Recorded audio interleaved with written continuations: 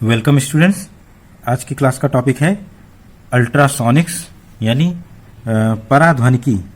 Ultrasonics ये topic, इस पर 5 नंबर का क्वेश्चन पूछा जा सकता है या छोटे छोटे एक नंबर के क्वेश्चन पूछे जा सकते हैं। तो अल्ट्रासोनिक्स यानी पराश्रव्य तरंगे, अल्ट्रासाउंड वेव जिनको कहते हैं। तो सबसे पहले हम इनका डिस्ट्रीब्यूशन देख लें। आवृत्ति के आधार पर यांत्रिक तरंगों के प्रकार या kinds of mechanical wave on the basis of frequency. यहाँ लॉन्गिट्यूडनल वेव्स की बात हो रही है, अनुदैर्ध्य तरंगों की मैकेनिकल वेव के सेक्शन में।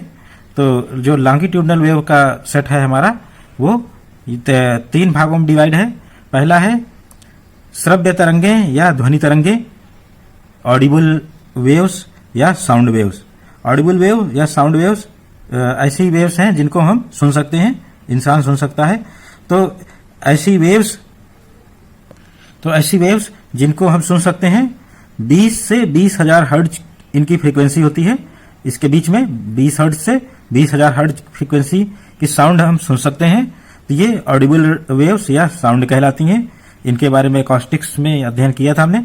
तो ये श्रव्य तरंगे या साउंड वेव्स हो गई और इनकी तरंग दैर्ध्य 16.6 मीटर से 1.66 सेंटीमीटर तक हो सकती है।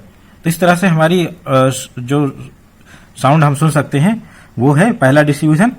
तो 20 से 20,000 हर्ट्ज के बीच की तरंगें हमें सुनाई देती हैं और वो ऑडिबल वेव्स या साउंड वेव या श्रव्य तरंगों के नाम से जानी जाती हैं। इन तरंगों से कम आवृत्ति यानी हमारी जो साउंड वेव है, इससे कम आवृत्ति की तरंगों, कम फ्रीक्वेंसी की तरंग क्या है? अवश्रव्य या इंट्रा साउंड वेव, इसको इंफ्रासोनिक भी कहते हैं। तो ये ऐसी तरंगें हैं जिनकी आवृत्ति लेस देन 20 हर्ट्ज या 20 हर्ट्ज से। तो ऐसी तरंगें जिनकी फ्रीक्वेंसी लेस देन 20 हर्ट्ज है या 20 हर्ट्ज से कम आवृत्ति वाली तरंगों को हम इंट्रासाउंड वेव या अवश्रव्य तरंग या इंफ्रासोनिक वेव्स कहते हैं। तो इस तरह से ये दूसरा डिस्ट्रीब्यूशन हो गया। लेस देन 20 हर्ट्ज इंट्रासाउंड वेव, ये हमें सुनाई नहीं देती, इसलिए इनको अवश्रव्य तरंगे कहते हैं। और दूसरा डिस्ट्रीब्यूशन 20 से 20 किलो हर्ट्ज यानी 20,000 हर्ट्ज, ये ऑडिबल रेंज हो गई हमारे सुनने वाली सीमा। और तीसरी जिसकी इस क्लास में चर्चा होगी, अल्ट्रासोनिक्स या पराश्रव्य तरंगे। ऐसी तरंगे जिनकी जिनकी फ्रीक्वेंसी 20,000 हर्ट्ज से ऊपर हो, ये इंसान को सुनाई नहीं देती। तो 20,000 हर्ट्ज या 20 किलो हर्ट्ज की तरंगों से ज्यादा आवृत्ति की तरंगों को अल्ट्रासोनिक्स या पराश्रव्य तरंगे कहते हैं। और इनकी जो वेवलेंथ है वो 1.66 सेंटीमीटर से कम ही होती है, नीचे की सीमा में ही होती है।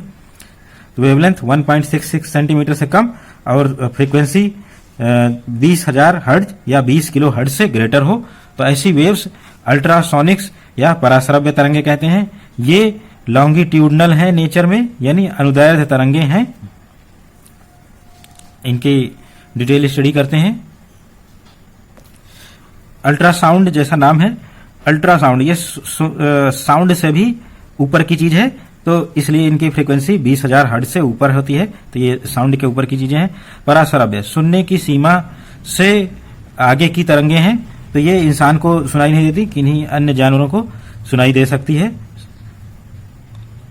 तो इस तरह से ऐसी वेव्स जिनकी frequency greater than 20 kilo hertz या 20,000 हर्ट्ज से ज्यादा फ्रीक्वेंसी वाली तरंगों को हम अल्ट्रासोनिक्स वेव या पराश्रव्य तरंगे कहते हैं। ये लॉन्गिट्यूडनल होती हैं, अनुदैर्ध्य तरंग होती हैं, यानी ये कंप्रेशन एंड रेयरफैक्शन के फॉर्म में चलती हैं, यानी ये संपीड़न विरलन के फॉर्म में चलती हैं।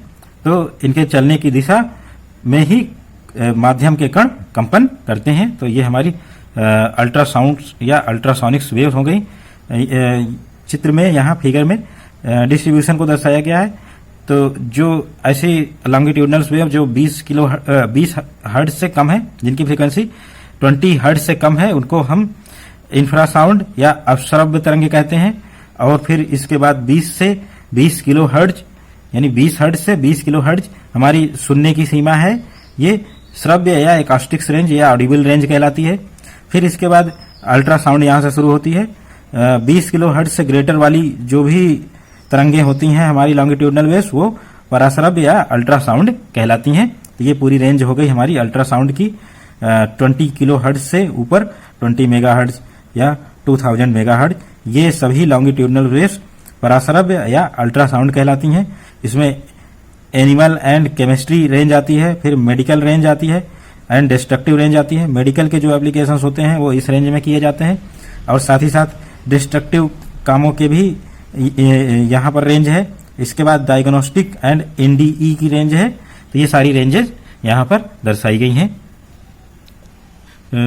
अब आते हैं प्रोडक्शन ऑफ अल्ट्रासाउंड्स या अल्ट्रासोनिक्स वेव्स। पराश्रव्य तरंगों का उत्पादन। पराश्रव्य तरंगों का उत्पादन मेनली दो ही मेथड से होता है, तो इनके बारे में जानेंगे। पहला है magneto striction generator. Magneto striction generator या चुंबकीय आकारांतर जनित्र। आकारांतर का मतलब इसके आकार में परिवर्तन होता है, तो और चुंबकीय प्रभाव के कारण होता है, तो इसलिए मैग्नेटो स्ट्रिक्शन जनरेटर कहते हैं। यहाँ पर ये कैसे काम करता है, कैसे होता है देखते हैं।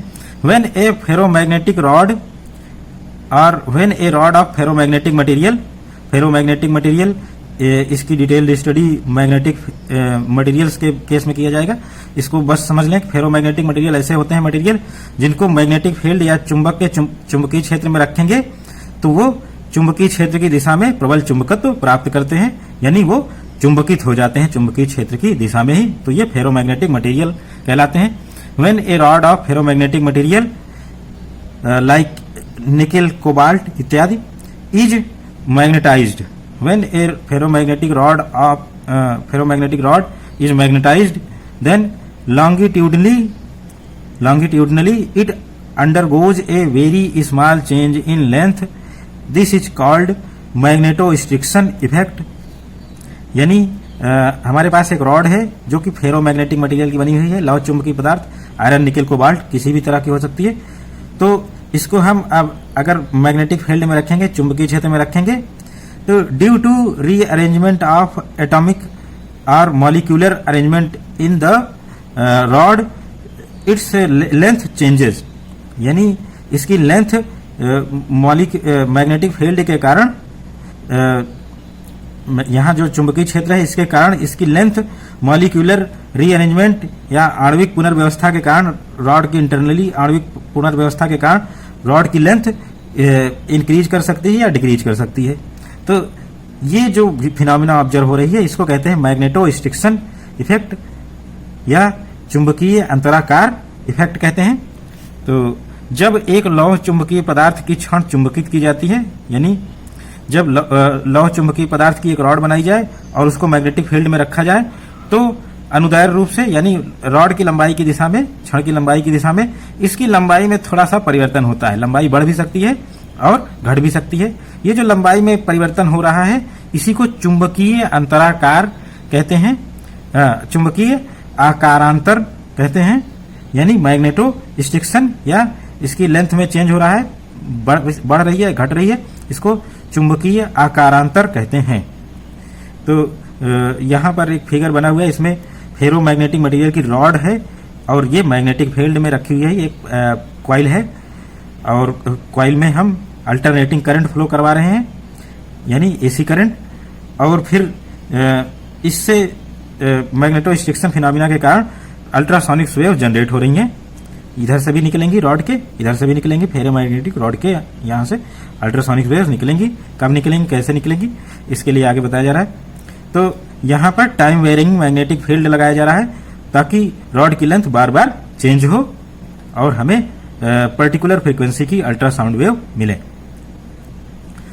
फिर आगे देखते हैं, change in length of rod is due to atomic और मॉलिक्यूलर रीअरेंजमेंट।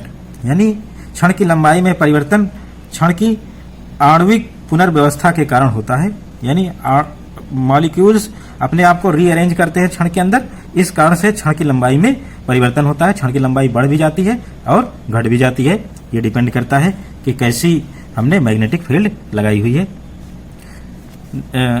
अब हम अल्ट्रासोनिक्स कैसे प्रोड्यूस होंगे इसके बारे में बताएंगे।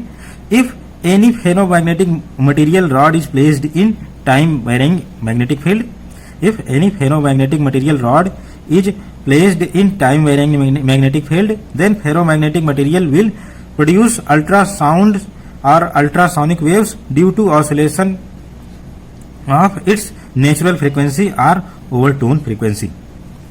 यानी यदि लौह चुंबकीय पदार्थ की क्षण को हम प्रत्यावर्ती चुंबकीय क्षेत्र में रखें, प्रत्यावर्ती का मतलब टाइम के साथ लगातार वैरी करेगा। एसी करंट हम जानते हैं, एसी करंट और वोल्टेजेस टाइम के साथ लगातार वैरी करते हैं, इनकी कुछ फ्रीक्वेंसी होती है।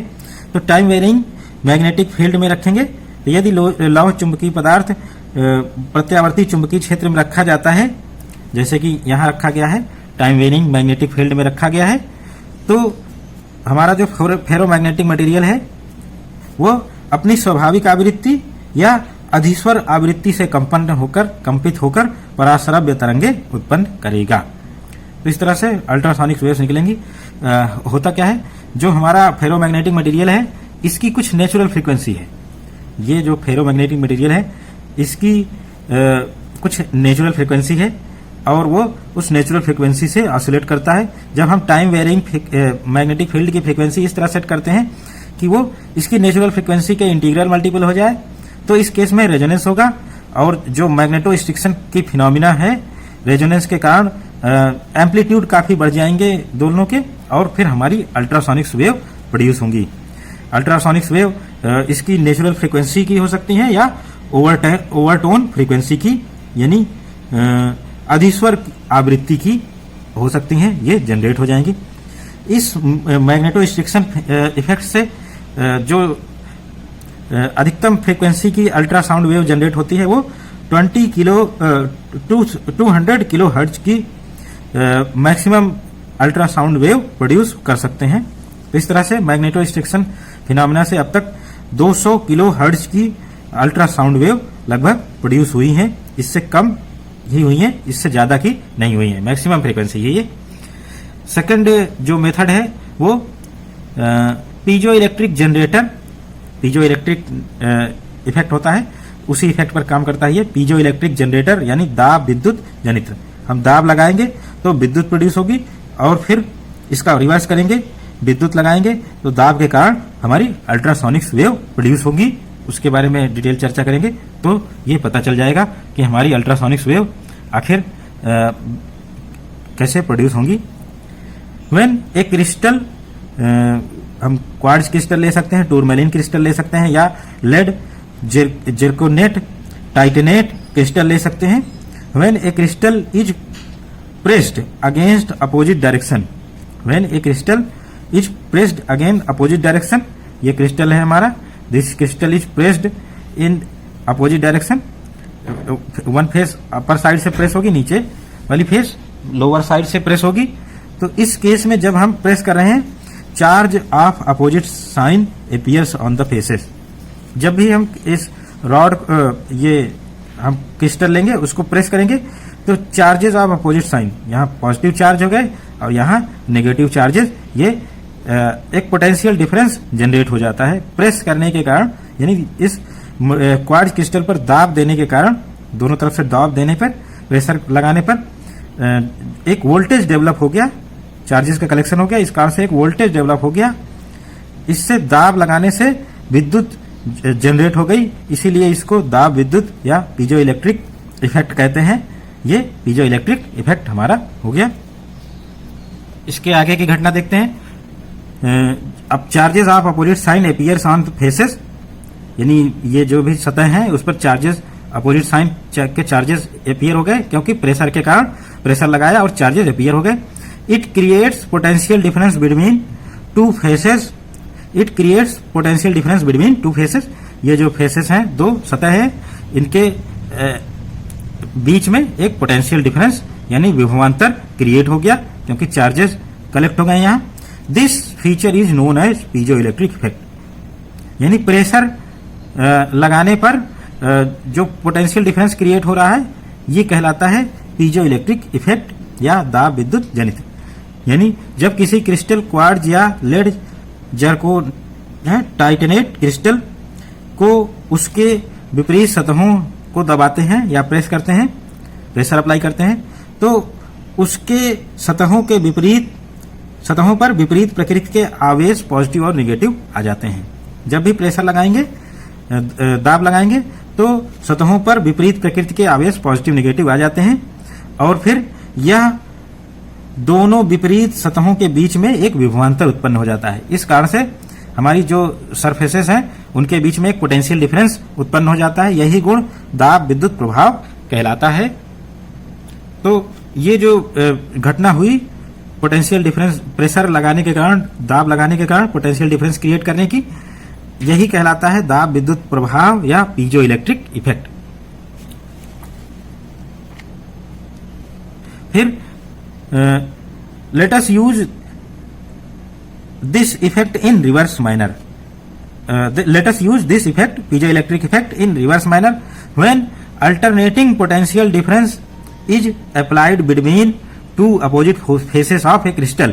When alternating potential difference is applied between two opposite faces of crystal, अब हम उल्टा कर रहे हैं। एक अल्टरनेटिंग पोटेंशियल डिफरेंस, अल्टरनेटिंग यानी एसी पोटेंशियल डिफरेंस हम क्रिस्टल के दोनों फेसेस पर अप्लाई करते हैं। Then two faces starts vibrating, and hence produce ultrasonic waves.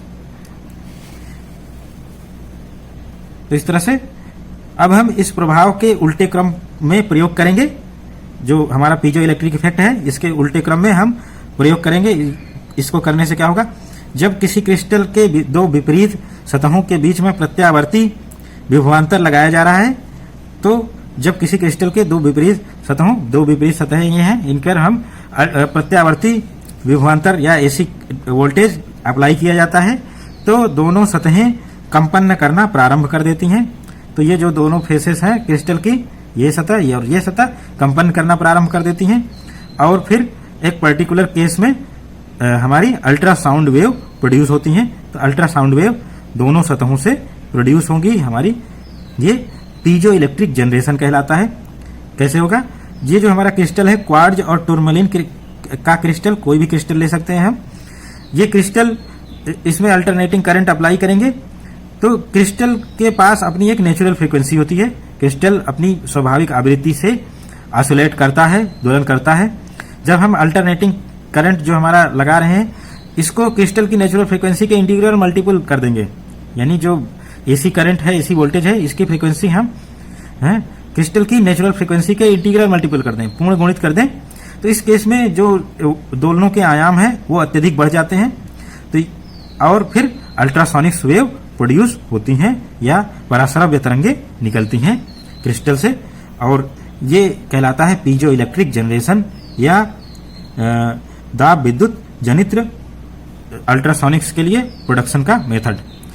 इस मेथड से जो मैक्सिमम फ्रीक्वेंसी है वो भी 150 मेगाहर्ट्ज, काफी ज्यादा है पहले की अपेक्षा। 150 मेगाहर्ट्ज या 150 इंटू 10⁻6 हर्ट्ज, मेगाहर्ट्ज को जानते हैं 10⁻6 हर्ट्ज। तो इस तरह से 150 मेगाहर्ट्ज तक की अधिकतम जो अल्ट्रासोनिक्स वेव हैं या पराश्रव्य तरंगे, उनको प्रोड्यूस कर सकते हैं इस मेथड से। इसका दाब विद्युत जनित्र या पीजो इलेक्ट्रिक इफेक्ट से अल्ट्रासोनिक का जनरेशन हो चुका, उत्पादन। अब हम डिटेक्शन या detectors of ultrasonics waves, ultrasound wave यानी पराश्रव्य ध्वनि के परिचायक यानी डिटेक्शन का काम करेंगे। इसमें सबसे पहला डिटेक्शन है मैकेनिकल डिटेक्टर या यांत्रिक डिटेक्टर। इसमें गैसियस मीडियम में यूज होता है। गैसियस मीडियम में बहुत हल्के सॉलिड और लिक्विड के कण छोड़े जाते हैं। किसी गैसियस मीडियम में बहुत हल्के ठोस और द्रव के कण छोड़े जाते हैं। तो वे जो अल्ट्रासाउंड्स हैं, पराश्रव्य तरंगे, उनके प्रभाव के कारण अपनी अव्यवस्था या अवस्थिति को बदल देते हैं, उनके अनुसार चलते हैं। जब हम इनकी जो कण हैं, ठोस या द्रव के कण गैसियस माध्यम में, उनकी जब स्टडी करेंगे तो उससे हमें अल्ट्रासोनिक्स वेव का या पराश्रव्य तरंगों का पता चलता है।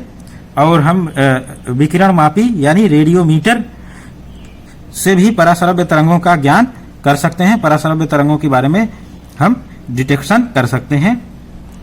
दूसरा डिटेक्टर है सेकंड डिटेक्टर, थर्मल डिटेक्टर या ऊष्मीय डिटेक्टर।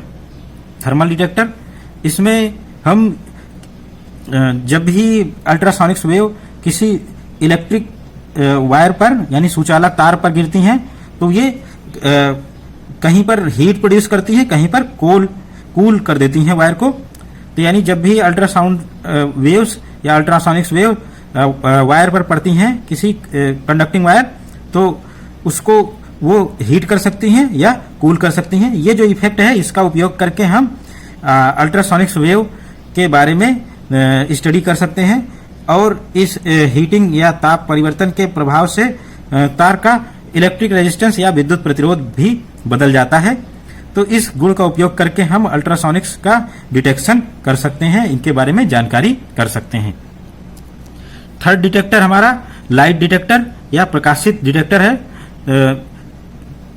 अल्ट्रासोनिक्स के माध्यम से जो स्टैंडिंग वेव पैटर्न बनता है किसी मीडियम में, अल्ट्रासोनिक्स की मदद से हम जब स्टैंडिंग वेव या अपवर्तगामी तरंगे बनाते हैं तो इससे माध्यम में कहीं पर अपवर्तनांक बढ़ जाता है और कहीं पर घट जाता है, यानी रिफ्रैक्टिव इंडेक्स कहीं बढ़ जाता है कहीं घट जाता है इन अल्ट्रासोनिक्स वेव के कारण, जो कि स्टैंडिंग वेव या अपवर्तगामी पैटर्न बनाती हैं, स्टैंडिंग वेव पैटर्न। अब हम फिर इसका रिफ्रैक्टिव इंडेक्स की स्टडी करके हम अल्ट्रासोनिक्स के बारे में डिटेक्ट कर सकते हैं और फिर जो स्टैंडिंग वेव है वो स्ट्रोबोस्कोपिक इल्यूमिनेंस विधि द्वारा इनकी जो है स्टडी की जाती है। नेक्स्ट है इलेक्ट्रिकल डिटेक्टर, विद्युत परिचायक या इलेक्ट्रिकल डिटेक्टर। बेरियम टाइट्रेनेट के क्रिस्टल पीजो इलेक्ट्रिक इफेक्ट या दाब विद्युत गुण शो करते हैं। इनका उपयोग करके उससे एक माइक्रोफोन बनाया जाता है। तो बेरियम टाइटेनेट क्रिस्टल के पीजो इलेक्ट्रिक प्रॉपर्टीज का उपयोग करके माइक्रोफोन बनाया जाता है और उस माइक्रोफोन का उपयोग हम अल्ट्रासोनिक्स डिटेक्टर के रूप में या उनके प्रॉपर्टीज का अध्ययन करने में किया जाता है। नेक्स्ट है पराश्रव्य तरंगों का इंजीनियरिंग एवं चिकित्सा में अनुप्रयोग, engineering and medical application of ultrasound. ये लास्ट में हम एप्लीकेशंस जरूर लिखेंगे। तो पराश्रव्य तरंगों का इंजीनियरिंग और मेडिकल में बहुत ज्यादा उपयोग होता है। क्या क्या उपयोग होता है? पदार्थों के परीक्षण यानी ऑब्जर्वेशन ऑफ मैटर्स। पदार्थों के परीक्षण में हम अल्ट्रासोनिक्स का या अल्ट्रासाउंड का बहुतायत से उपयोग करते हैं। शुद्ध मेटल की जो रॉड वगैरह बनाई जाती है, यानी जैसे हम आयरन की पटरियां बना रहे हैं, रेल की पटरियां बना रहे हैं, उसके अंदर क्रैक्स हैं या कहीं पर बबल्स हैं, इसकी जानकारी के लिए हम अल्ट्रासाउंड की मदद लेते हैं और उनको उस पटरी के अंदर भेजते हैं अल्ट्रासाउंड्स को और डिफरेंट पोजीशंस पर, और फिर वहां पर हम डिटेक्टर की मदद से जो रिफ्लेक्टेड साउंड अल्ट्रासाउंड है उसका अध्ययन करके हम पता लगा लेते हैं कहां पर पटरियों में टूट फूट है या हमारी पटरी यूनिफॉर्मली एक समान बनी हुई है या उसमें बबल्स तो नहीं है। इन सब चीजों के बारे में जानकारी करते हैं हम जो अल्ट्रासाउंड है उसकी मदद से करते हैं। और दूसरा है प्रतिध्वनि परासन, इको डिटेक्शन करके हम बहुत सारी जानकारियां एकत्र करते हैं। हम अल्ट्रासाउंड्स का उपयोग करके इनकी इको का अध्ययन करके काफी सारी जो एप्लीकेशंस है उनका प्रयोग कर सकते हैं। जैसे पनडुब्बी या सबमरीन वगैरह है, वो कोहरे में किसी आसपास कोई चीजें जब नहीं दिखाई देती हैं तो हम अल्ट्रासाउंड हर दिशा में भेजकर और उनके जो इको आते हैं यानी रिफ्लेक्टेड अल्ट्रासाउंड आती हैं उनका अध्ययन करके पता लगा लेते हैं कि आसपास हमारे सबमरीन के आसपास क्या क्या वस्तुएं अवेलेबल हैं और सबमरीन किस रास्ते से जा सकती है। इसके अलावा आइसबर्ग या हिमशैल वगैरह आसपास तो नहीं है, उसकी जानकारी करने के लिए भी हम अल्ट्रासाउंड का प्रयोग कर सकते हैं। समुद्र की गहराई नापने में हम अल्ट्रासाउंड का प्रयोग कर सकते हैं और उनके इको की मदद से समुद्र की गहराई नापी जा सकती है। जहाजों की किसी अन्य जहाज से दूरी नापने में भी इस विधि का प्रयोग होता है। तो ये प्रतिध्वनि परासन यानी अल्ट्रासाउंड के ये बहुत सारे उपयोग हो गए जिनकी हम इकोज का अध्ययन करके अल्ट्रासाउंड की बहुत सारी चीजों की जानकारी करते हैं। फिर नेक्स्ट एप्लीकेशन इमल्सन वगैरह बनाने में काम आता है। हम अल्ट्रासाउंड्स का उपयोग करके ना घुलने वाले द्रव यानी इनका इमल्सन या पायस बना सकते हैं। और फिर इन तरंगों के प्रभाव से धातु भी द्रव में अपना इमल्सन या पायस बनाती हैं।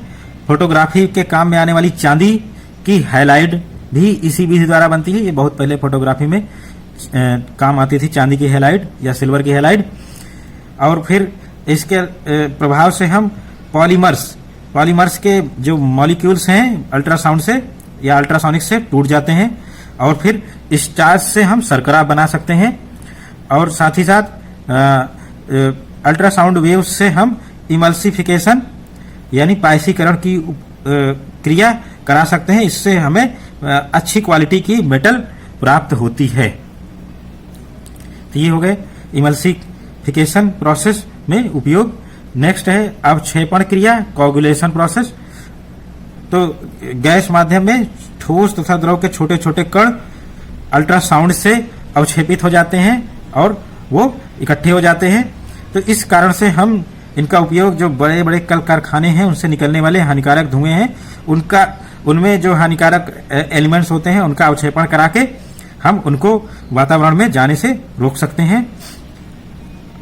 ये कोगुलेशन या अवक्षेपण क्रिया का उपयोग हो गया। फिर केमिकल इफेक्ट का इसमें देखेंगे। केमिकल इफेक्ट यानी रासायनिक अभिक्रियाओं का वेग इन तरंगों के कारण बढ़ जाता है। कुछ ऐसी रिएक्शंस होती हैं जिनमें केमिकल रिएक्शन जिनमें अल्ट्रासाउंड का उपयोग करके हम उनका रिएक्शन का रेट या वेग बढ़ा सकते हैं। और साथ ही साथ लंबी श्रृंखला वाले बहुलकों यानी पॉलीमर्स को अल्ट्रासाउंड की मदद से तोड़ा जाता है। हीटिंग इफेक्ट, इनका हीटिंग इफेक्ट भी बहुत काम आता है मेडिकल इफेक्ट में। पराश्रव्य तरंगों की जो हीटिंग इफेक्ट है उसका उपयोग करके डायथर्मी में किया जाता है उपयोग। और इससे हड्डी की मज्जा उसमें होती है, बिना हड्डी पर प्रभाव डाले गर्म किया जा सकता है और फिर हम ट्रीटमेंट में उपयोग कर सकते हैं। मेडिकल फील्ड में और बहुत सारे उपयोग हैं जो हम अल्ट्रासाउंड कराते हैं। अपने स्टमक में जो भी हमारे पार्ट हैं, लीवर है या फिर स्टमक है और साथ ही साथ हमारी जो भी शरीर में अंग हैं उनका हम अल्ट्रासाउंड मेथड से उनके अच्छे से इमेजिंग कर सकते हैं। अंदर जो डिफेक्ट्स हैं उसके बारे में भी अल्ट्रासाउंड की मदद से पता लगाते हैं। और सोनोग्राफी की मदद से हम जो भी शिशु होता है उसके अंगों के बारे में, विकास के बारे में भी हम पता लगाते हैं वो अल्ट्रासाउंड की मदद से। और साथ ही साथ अल्ट्रासाउंड की मदद से मेडिकल फील्ड में बहुत सारे ऑपरेशंस भी किए जाते हैं। तो ये मेडिकल फील्ड और इंजीनियरिंग फील्ड में बहुत सारे एप्लीकेशन है। बायोलॉजिकल इफेक्ट भी ये शो करती हैं अल्ट्रासाउंड। छोटे छोटे प्राणी जैसे मछली, मेढक या प्रोटोजोआ संघ के जो भी जानवर हैं छोटे छोटे, वो इन तरंगों से मर जाते हैं। अल्ट्रासोनिक का प्रयोग करके इनको हम जो अनावश्यक प्राणी हैं जो हमारे खाद्य पदार्थों को नष्ट करते हैं या फिर जो हमारे लिए हानिकारक हैं या हमारे पेयजल में आ जाते हैं, उनको हम अल्ट्रासोनिक्स की मदद से इन बैक्टीरिया को या इन प्राणियों को मार सकते हैं। जीवाणुओं को भी मार सकते हैं अल्ट्रासोनिक्स की मदद से। तो इससे हमारा जो वाटर वगैरह है ये बहुत ज़्यादा शुद्ध हो सकता है। दूध में जो हानिकारक बैक्टीरिया है उनको अल्ट्रासोनिक्स की मदद से मार सकते हैं और दूध हमारा मिल्क सही हो सकता है, अच्छा क्वालिटी का हो सकता है। मांस को हम अधिक दिन तक स्टोर करने के लिए अल्ट्रासोनिक्स का प्रयोग करते हैं। ये सारे मेडिकल और इंजीनियरिंग में अल्ट्रासोनिक्स वेव या अल्ट्रासाउंड वेव के एप्लीकेशंस हो गए। तो अल्ट्रासोनिक्स का एप्लीकेशन एक आध नंबर में छोटा मोटा क्वेश्चन पूछा जा सकता है या 5 नंबर का अल्ट्रासोनिक्स पर टिप्पणी लिखने को पूछा जा सकता है सीधे सीधे, या फिर अल्ट्रासोनिक्स की फ्रीक्वेंसी के बारे में पूछा जा सकता है, इनके नेचर के बारे में पूछा जा सकता है। लॉन्गिट्यूडनल नेचर होता है, अनुदैर्ध्य तरंगे होती हैं, ये कंप्रेशन और रेयरफैक्शन के फॉर्म में आगे बढ़ती हैं। मेडिकल फील्ड में अल्ट्रासाउंड्स का अधिकाधिक उपयोग होता है, लेकिन इनका शरीर में ज़्यादा से ज़्यादा प्रवेश नहीं होना चाहिए। केवल काम के ही सिलसिले में ही अल्ट्रासाउंड हमें कराना चाहिए, क्योंकि इन तरंगों के प्रभाव से हमारे शरीर में एबनॉर्मलिटीज आ सकती हैं। तो इस तरह से ये सारे अल्ट्रासोनिक्स के फायदे हो गए जो कि मेडिकल और इंजीनियरिंग में होते हैं।